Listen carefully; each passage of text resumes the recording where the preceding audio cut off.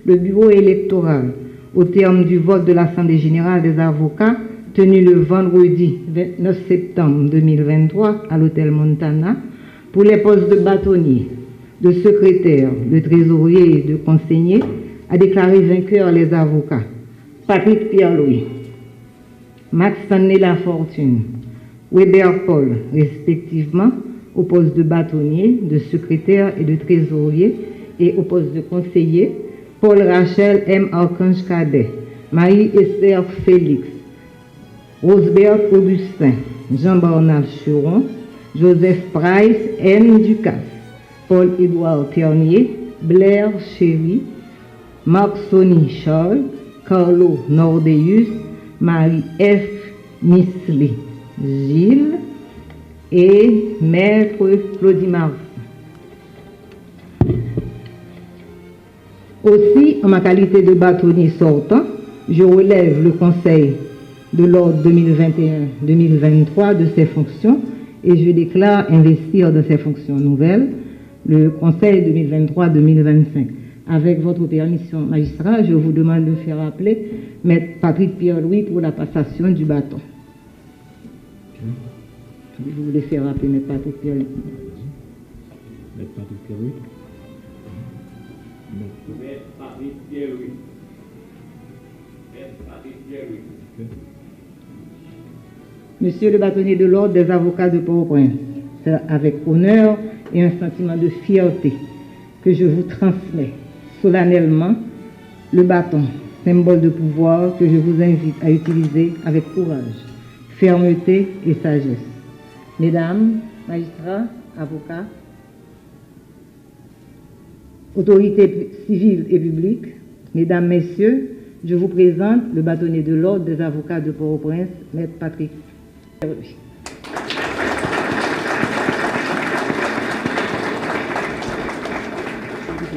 À ce titre, il revient au bâtonnier de l'ordre des avocats de prononcer les mots de circonstance.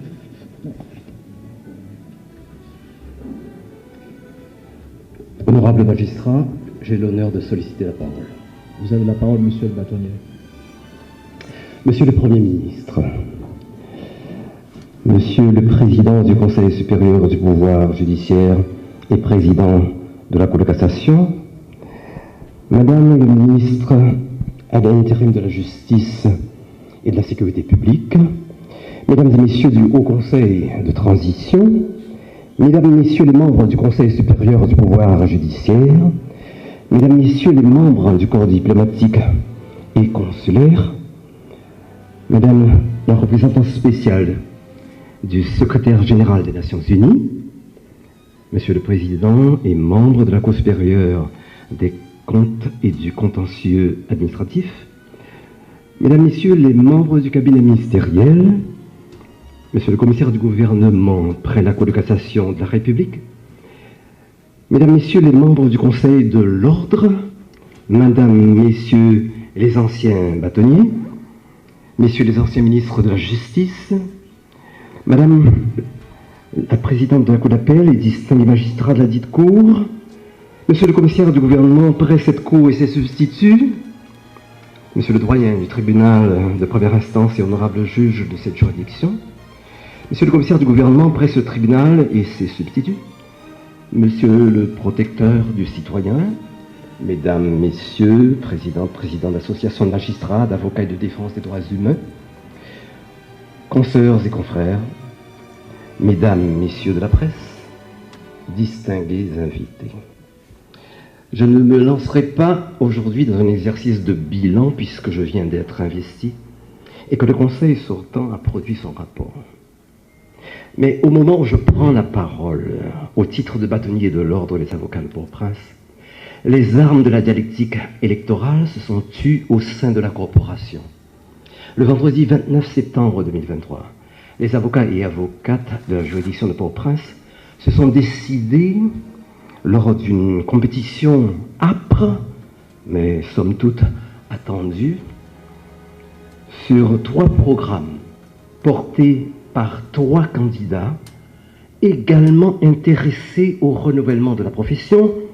Je veux parler de maître Patrick Laurent, dont je salue le dynamisme, de mettre au nom du geste dont je reconnais la détermination, et de moi-même, votre serviteur.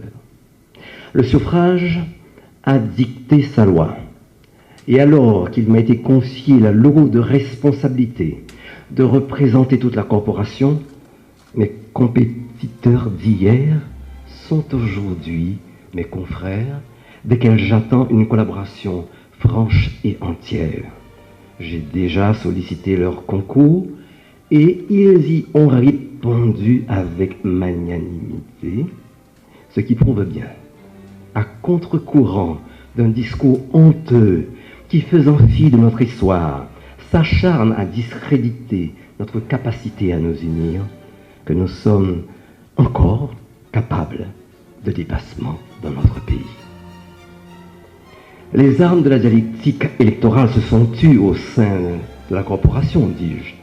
Pourtant, le bruit des armes de destruction des vies humaines est bien présent, hante le quotidien de la population et peuple le sommeil de paisibles citoyens. La conjonction de nos efforts au niveau du barreau n'est donc pas une simple concession à l'élégance qui pourtant est une marque de notre profession. Elle est commandée par la nécessité de faire front pour affronter les problèmes majeurs auxquels se trouve confrontée la profession. Cependant, la profession ne s'exerce pas en vase clos. Elle est prise dans un environnement sociétal déliquescent, dans un contexte institutionnel délétère, dans une conjoncture politique précaire. Nous vivons un complexe de crise particulièrement menaçant pour notre survie. Le spectre de l'effondrement rôde comme un assassin impénitent qui n'a de cesse de revenir sur les lieux de son crime. L'insécurité est la nouvelle loi de la cité, c'est elle la norme qui règle les comportements et à laquelle les habitants sont désormais appelés à se soumettre. Difficile à vivre, pesante à supporter, elle broie progressivement l'état de sa spirale infernale, au point que nous devons confesser non plus de simples dysfonctionnements, plus que de malaise, d'un mal profond, d'un cancer longtemps silencieux et qui, une fois déclaré, semble inarrêtable. Lorsque l'intérêt général, historiquement, n'est pas la marque d'un État, que l'exclusion citoyenne est le principe, que le monopole est la règle du jeu dans la sphère économique, le déficit d'intégration ne peut conduire qu'à l'implosion. L'État est alors dans l'étau. Les grands pouvoirs, ne pouvant plus jouer leur rôle régulateur, faillissent à leur mission et s'étiolent. Livrée à elle-même, la population, privée de l'accès régulier à la justice, en vient à perdre les repères et cherche le salut dans le long calvaire de la désespérance via les routes périlleuses de la migration, incapable de répondre aux besoins de la population en termes de services publics minimums, incapable d'assurer un climat de sécurité, incapable de garantir les conditions d'une économie compétitive, incapable d'intégrer la majorité de ses habitants dans une perspective de développement national. L'État haïtien serait-il en situation de défaillance? De ce constat affligeant, je tire mes 3 principes directeurs, car il ne peut s'agir, dans la situation, de renoncer à agir. Observons que les solutions au phénomène de la violence et de l'insécurité ne relèvent pas de la seule intervention militaire et policière, mais que les racines économiques et politiques de ces manifestations doivent être saisies. Considérons que l'économie de la corruption explique pour partie l'état actuel d'inemploi de la loi. Et retenons que le fonctionnement des institutions juridictionnelles est au cœur du développement du tissu de l'entrepreneuriat. Mais la crise globale n'épargne évidemment pas la justice. De fait, dans ce secteur spécifique, le bilan des 2 dernières années est particulièrement affligeant pour la corporation, certes, mais également pour les justiciables qui en subissent les contre-coups. En premier lieu, la profession a été marquée, elle l'est encore, par une situation d'extrême précarité, notamment en raison du fonctionnement erratique de la justice. Je pense aux grèves à répétition, notamment aux différents dysfonctionnements. Les jeunes avocats sont ceux qui en font le plus les frais, mais aucun membre de la profession n'est véritablement épargné. Notons qu'à date, le palais de justice n'a jamais été délocalisé. Et ce, en dépit de multiples démarches des 3 précédents conseils auprès des autorités concernées. Nul doute qu'il s'agit là d'une situation préjudiciable à l'image de la justice. Notons également que le barreau n'a toujours pas de local fixe depuis que le périmètre du bicentenaire a été déclaré zone de non-droit. Dans un autre registre, une relative hostilité semble prévaloir dans les relations entre les avocats exerçant leur rôle de défenseur et les officiers de police judiciaire. Il y a là lieu de chercher à abaisser cette tension au plus vite, car bien que leurs fonctions soient différentes, elles concourent à l'œuvre de justice. En plus de ces problèmes qui compromettent ou rendent malaisé l'exercice de la profession, des difficultés internes viennent en parasiter le cours régulier. Il convient de signaler un afflux non régulé de nos confrères en provenance des autres juridictions. Certes, sous ce rapport, les dispositions administratives existent et les permis de plaider sont régulièrement obtenus moyennant l'accomplissement de formalités administratives auprès du barreau d'accueil. Pourtant, plusieurs de ces confrères échappent aux contraintes réglementaires. En l'espèce, le soutien du décanat et du parquet devrait aider à l'application des règlements du Conseil en la matière. Des efforts sont déployés en ce sens, mais une plus grande rigueur est nécessaire en l'occurrence. Au-delà de ces dysfonctionnements qui perturbent la régularité de la justice en entachant sa moralité, on a vu dans la même période le libre exercice de la profession de plus en plus compromis par un retournement de situation peu ordinaire. L'avocat qui est appelé à défendre la veuve et l'orphelin se trouve lui-même pris pour cible et doit chercher à se protéger tant soit peu pour exercer sa fonction. Sous ce rapport, est-il besoin de rappeler les multiples actes d'enlèvement et d'assassinat dont nos sœurs et confrères ont été victimes? Si les cas d'assassinat et de séquestration des membres de la corporation semblent relever d'une situation générale, d'autres paraissent ciblés.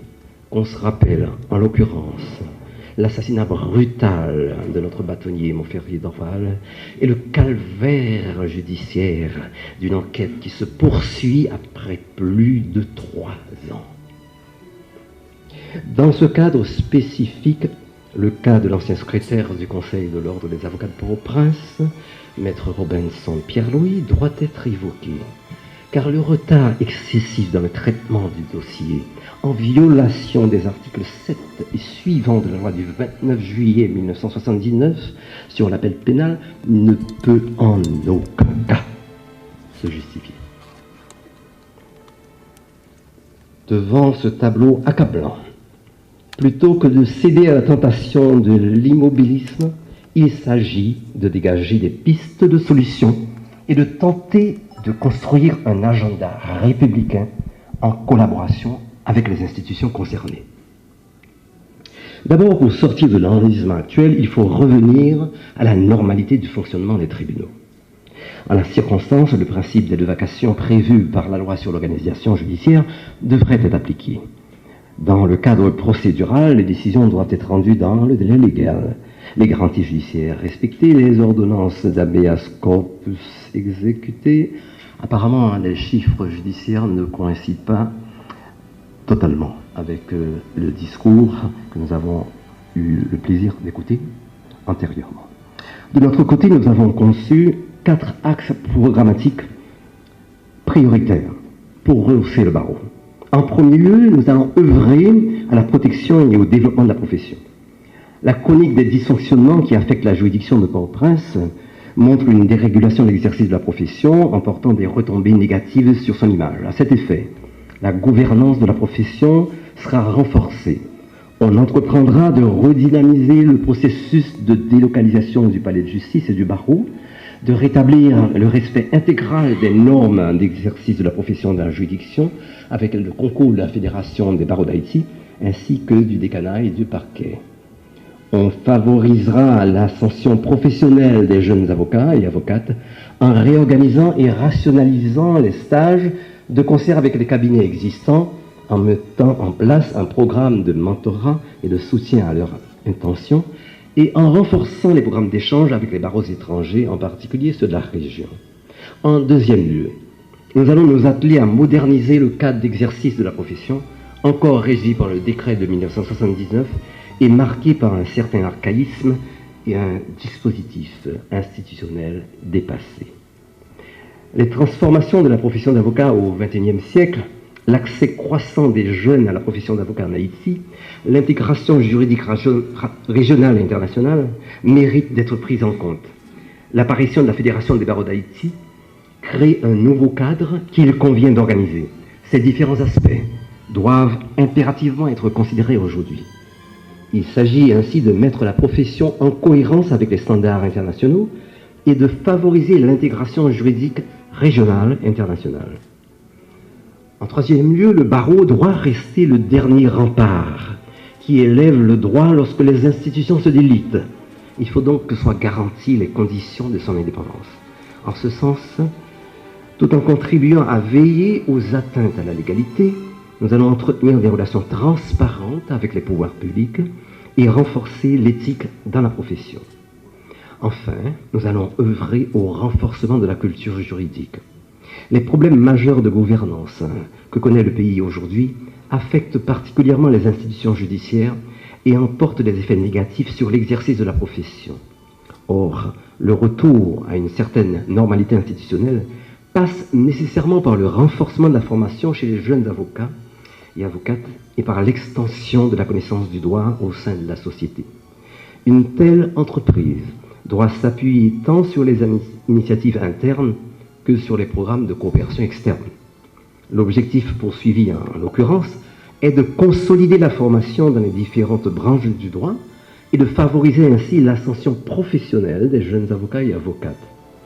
Mais la connaissance du droit au sein de la société est essentielle pour provoquer de nouveaux réflexes en matière de résolution de conflits. Nous mettrons donc à cet effet en place un programme d'éducation à la citoyenneté. Pour transformer le présent, il faut pouvoir se représenter l'avenir. Me fondant sur cette perspective, je convie les autorités étatiques, encore dépositaires des fonctions essentielles, les acteurs sociaux, au fondement de notre légitimité politique, à s'inscrire avec nous dans la défense du droit, car la lutte pour l'égale application de la loi est l'affaire de tous. Nous souhaitons une bonne année judiciaire à tous les acteurs et personnels du système. Je vous remercie de votre attention.